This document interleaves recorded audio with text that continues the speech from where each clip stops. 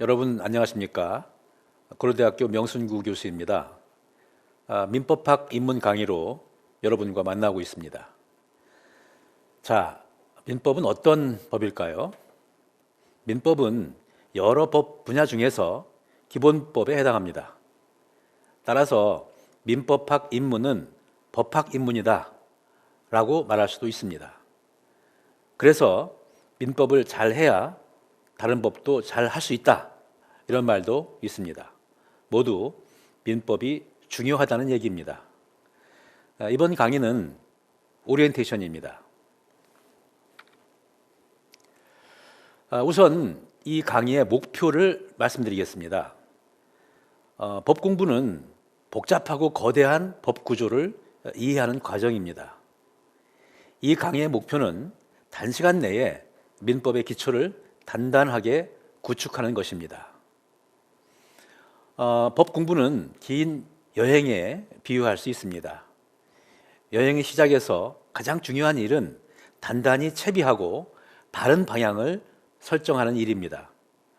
시간을 아끼고자 기초 원리를 소홀히 하는 것은 운동화 끈 매는 시간을 아끼고자 끈을 풀어 헤친 채 서둘러 출발하는 것과 같습니다.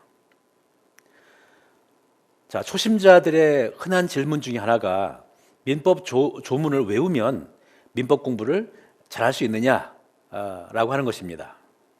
아닙니다.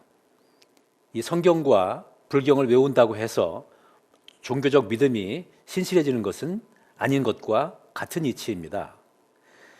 민법 공부에서 중요한 것은 기초 원리를 정확히 이해하는 일입니다. 다음으로 이 강의의 대상을 말씀드리겠습니다. 이 강의는 법 공부를 처음 시작하는 사람을 위한 것입니다. 법 공부의 목적은 교양, 로스쿨 입학, 각종 자격시험 등 다양하겠죠.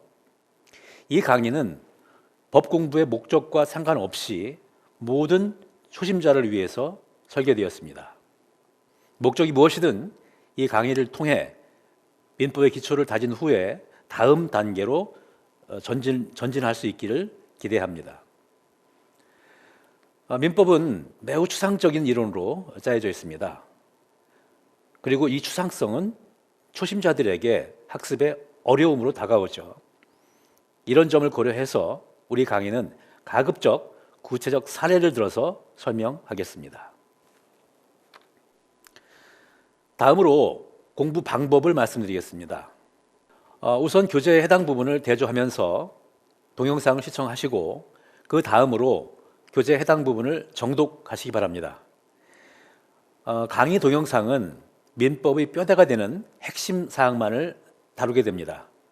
그 뼈대에 살을 붙여야 하는데 그 일은 교재를 보면서 수행해야 할 여러분 스스로의 몫입니다.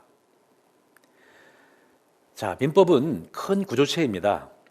내용이 서로 밀접하게 연관되어 있습니다. 그러니까 이 점에 유의하면서 앞뒤를 잘 연결하면서 이해하시기 바랍니다. 교재에는 본문 외에 보충학습이라고 하는 것이 있습니다. 여기에는 약간 심도 있는 내용을 담았습니다. 그래서 세심하게 읽어보면 민법에 대한 흥미를 느끼는 그런 계기가 될 수 있을 것입니다. 그리고 본격적으로 공부를 시작하기 전에 이 교재 앞부분에 있는 일러두기 그리고 학습의 기초 이거를 꼭 읽어주시기 바랍니다. 여러분의 효율적인 학습에 도움이 될 것입니다. 끝으로 한 가지 당부드릴 사항이 있습니다. 공부할 때에는 민법전을 늘 곁에 두고 수시로 참고하십시오.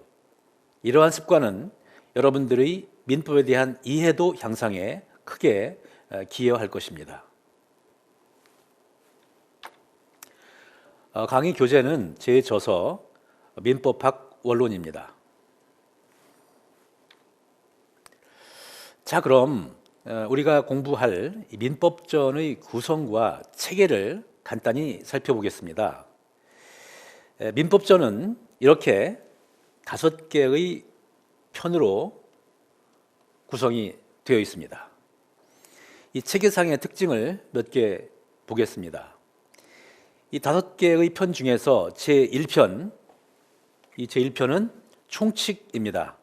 그래서 이 제1편은 민법 전체의 총론적 기능을 담당하고 있습니다.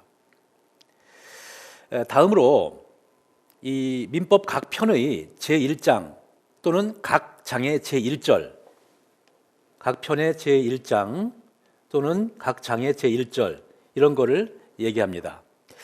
여기에는 통칙 또는 총칙이 배치되어서 후속하는 장 또는 절의 서론 또는 공통사항을 규정하고 있습니다.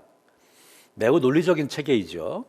이러한 체계는 개통적으로 보면 독일법계에 속하는 것입니다.